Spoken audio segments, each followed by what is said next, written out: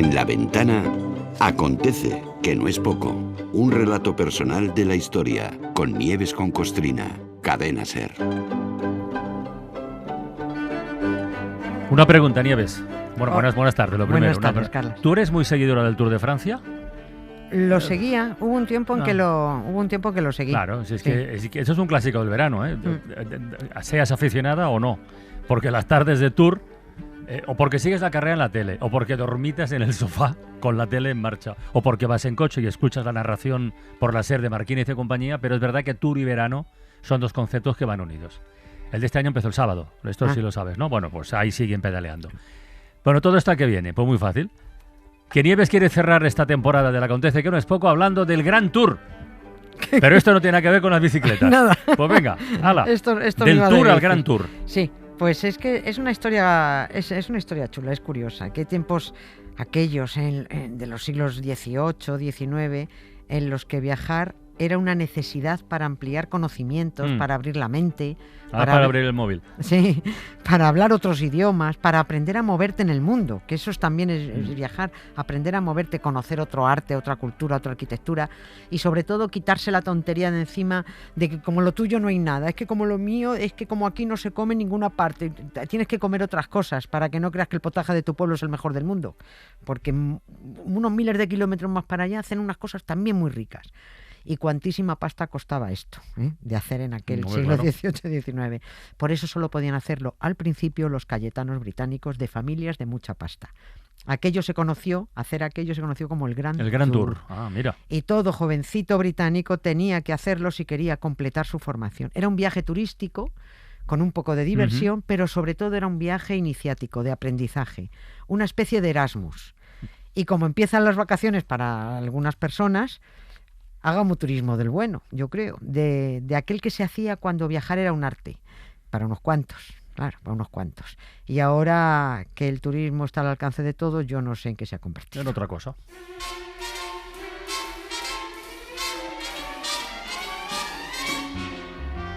Come fly with me, let's fly away. If you can use some exotic booze, there's a bar in far Bombay. Come on and fly with me. Let's fly away. Bueno, a ver, detalles. Esto del Gran Tour, ¿cómo funcionaba? Exactamente, ¿qué consistía? ¿A dónde iban? ¿Era destino libre? ¿Cómo iba esto? A ver, lo normal es que se juntaran 2 o 3 chavales, bueno, los juntaban las familias, claro, jovencitos, adultos, y que viajaran con un tutor que hacía un plan de viaje. También podía ir uno solo, lo que pasa es que era más divertido ir con un par de colegas. Eso sí, debían tener un poder adquisitivo similar los que viajaran, porque el viaje podía durar 1 año, 2 o 3 años. Oye.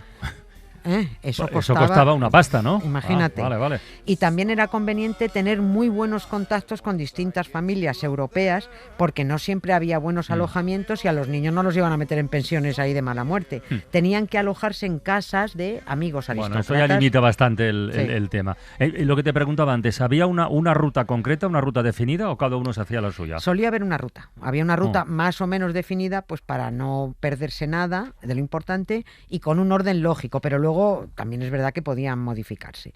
Y supongo que también pasaría como pasa ahora, que mandas a la niña de Erasmus a Suecia y acaba quedándose en Estocolmo con un italiano que también ha ido de Erasmus y ya le has visto el pelo a la niña. El Gran Tour solía empezar en el puerto de Dover, que está en Inglaterra, abajo del todo, a la derecha, si miramos el mapa de frente, en la punta del este.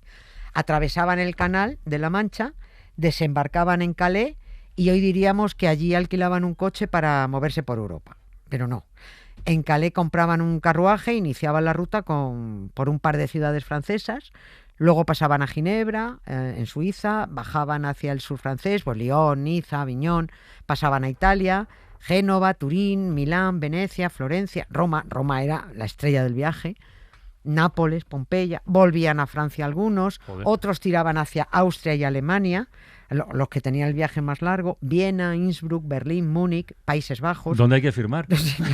Claro, pues hay que firmar, tener unos padres forrados. Exacto, de pasta. Pero muy forrados, ¿eh? Sí. Todo esto con estancias, todo esto eran estancias muy largas y recibiendo cursos de idiomas en un sitio, en otro sitio tomaban lecciones de esgrima, iban aprendiendo cosas en cada lugar. Y cuando los jovencitos volvían a Inglaterra, ya eran unos hombres cultivados y preparados que sabían moverse en distintos ambientes, desde los más refinados a los más profesionales. Habían conocido costumbres, habían reconocido lugares donde se dieron episodios históricos, iban al teatro, a la ópera, acudían a veladas en salones distinguidos, o sea, un pedazo de vida. Pedazo de vidorra, efectivamente. Oye, estás hablando todo el rato en masculino. Jóvenes, jovencitos, hombres, tal. ¿Las jovencitas no iban a esto, al Gran Tour o qué? A ver, alguna iría, pero esto era para chicos. Esto para chicos. Esto estaba pensado para chicos. Alguna seguro que se coló y se empeñaría en yo quiero ir y quiero hacer el Gran Tour y seguramente lo hizo, pero esto estaba pensado para los señoritos, por eso, porque eran chicos, y porque además del objetivo de una buena formación y del puro disfrute, también había un objetivo profesional. El Gran Tour era pedagógico. Dicho muy por encima, Reino Unido tenía un gran imperio colonial y necesitaba buenos profesionales para gestionar ese imperio y para mandarles fuera. Esos profesionales salían de las buenas familias, salían de la nobleza, y cuanto mejor prepararan al niño, cuanto mejor lo formaran en idiomas, en saber estar, en saber desenvolverse en distintos ambientes, el cargo que conseguirían pues sería más alto y estaría mejor remunerado. El Gran Tour era un viaje para aprender, sobre todo. Aprendían muchísimo. ¿Sabes de dónde sí venían las mujeres ya? Eso fue a finales del 18, en principios del 19. No, ¿de dónde? De Estados Unidos empezaron a venir. ¿Y eso? Porque allí empezaron a imitar ese viaje iniciático que hacían los british. Y no solo los cayetanos yanquis se embarcaban para hacer ese Gran Tour de Europa. Vinieron artistas, mujeres, que pintaron paisajes. Ya venían mujeres más inquietas porque allí ya accedían a estudios universitarios. Venían a pintar monumentos nunca vistos en su tierra, claro. Venían escritoras, se puso muy de moda la literatura de viajes. Venían periodistas para hacer grandes reportajes. También venían como simples turistas y venían solas, sin señores. Je ne veux pas travailler, je ne veux pas déjeuner, je veux seulement oublier et puis je fume. Déjà j'ai connu le parfum de l'amour, 1 million de roses ne m'aimerait pas autant. Maintenant une seule fleur dans mes entourages me rend malade.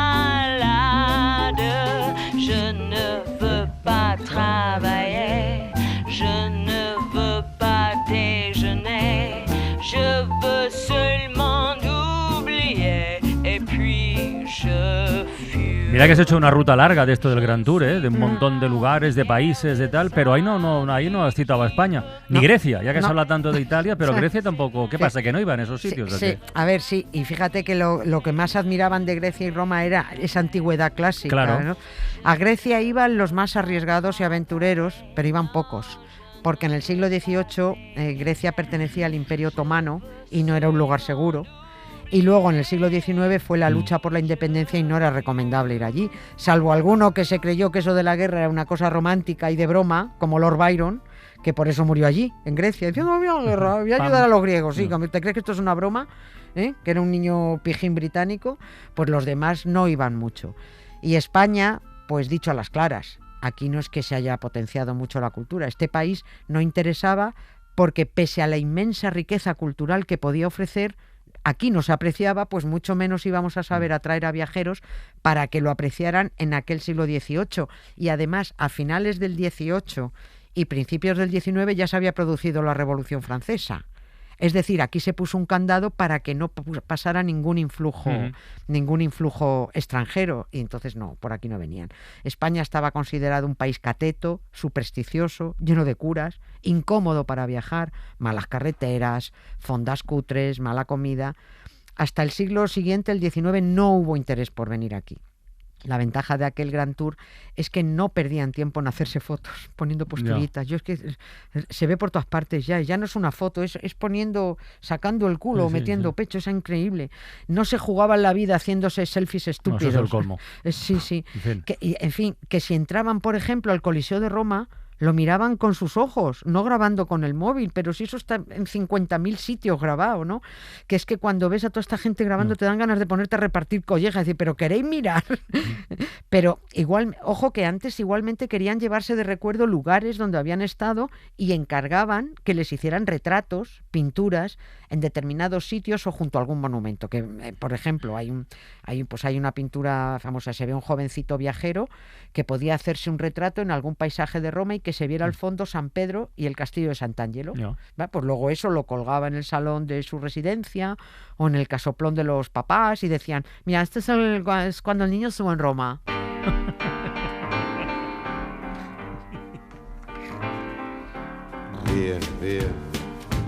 Vieni via di qui. Niente più ti lega a questi luoghi, neanche questi fiori azzurri. Via, neanche questo tempo grigio, pieno di musica e di uomini che ti son piaciuti. Claro, yo estoy pensando que con esto que comentamos hoy, aquí se bifurcan muchos caminos. Un Erasmus, un viaje iniciático, un viaje por puro entretenimiento, los colegas. Aquí hay muchos elementos. Pero la moda del Grand Tour como tal, ¿hasta cuándo duró? Pues cuando los cayetanos vieron que los burgueses les copiaban. Ahí estamos. Sí. Cuando dejó de ser exclusivo, claro, ¿no? sí. Claro. Uy, aquí ya está viniendo mucha gente, Sí, ¿no? sí. Cuando aquel tour dejó de ser exclusivo de la aristocracia y llegó el turismo de masas que llamaban entonces. Vamos, si ven el turismo de masas ahora les da algo. En Reino Unido surgió una poderosa burguesía con la revolución industrial que, oye, querían hacer lo mismo que hacían los señoritingos. Pues claro. Ya tenían capacidad adquisitiva y además a finales del 18 y ya principios del 19 surgieron otras formas de viajar. El viaje se democratizó. Ya no había que comprar un carruaje en Calais para hacer un recorrido europeo. Surgieron medios de transporte que abarataron los viajes y ya los hacían más rápidos. Ya había trenes, había líneas marítimas para pasajeros. Y bueno, surgieron medios de transporte que abarataron todo y lo hacían más rápidos, como decía. Y bueno, y luego dejó de ser, viajar por Europa dejó de ser una experiencia exclusiva de gente muy rica, que esta gente que no diferenciaba un martes de un domingo. Esto me encanta. A mí me recuerda esto a un personaje, a mí me encantaba, me gustaba muchísimo esta actriz de la serie Downton Abbey. La abuela. Lady Violet, sí, que era la ricachona condesa viuda de Grantham, a la que cuando su nieta le decían, abuela, este fin de semana vamos a ir de picnic, ella preguntaba, ¿qué es fin de semana? ¿Qué es un fin de semana? Bueno, lo interpretaba la actriz Maggie Smith, que es buenísima, creo que murió en 2024, el año pasado, que era Minerva en Harry Potter también, la subdirectora de Hogwarts. Bueno, pues eso, que cuando los viajes por Europa ya no eran exclusivos de la aristocracia, la élite perdió interés, las costumbres, los modos de viajar, sencillamente pues fueron cambiando.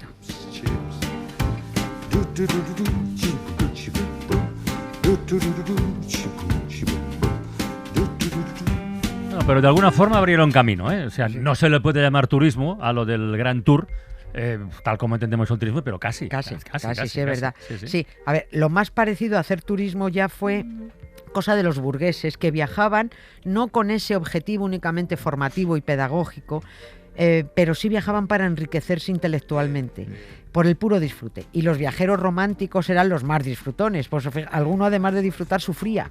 Famoso escritor francés Stendhal, que acabó dando nombre al famoso síndrome de Stendhal porque le dio una especie de vaído cuando entró en la Santa Croce, ahí de Florencia, emoción, las palpitaciones, un sentimiento exagerado de felicidad, que es lo que define cuando alguien se ve expuesto a una obra de arte que le abruma.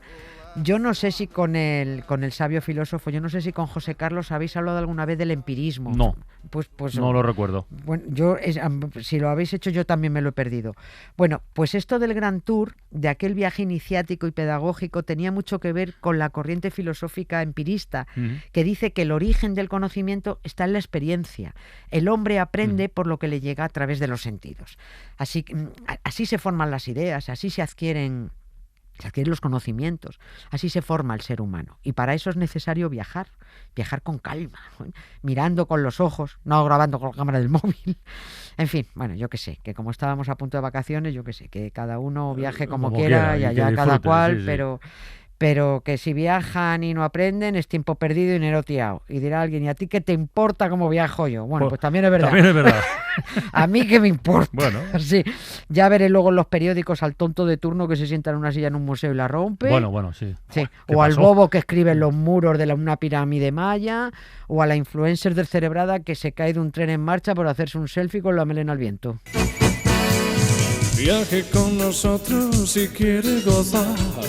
Viaje con nosotros a mil y un lugar y disfrute de todo al pasar y disfrute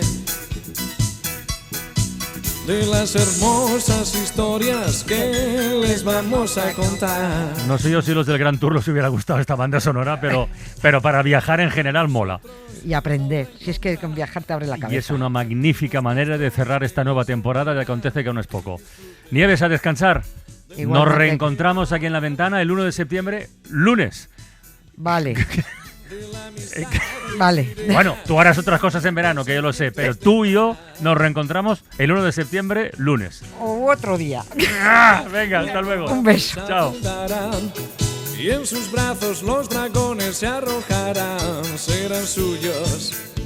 Marlene y Tarzán serán suyos. Quien compra nuestro billete compra la felicidad.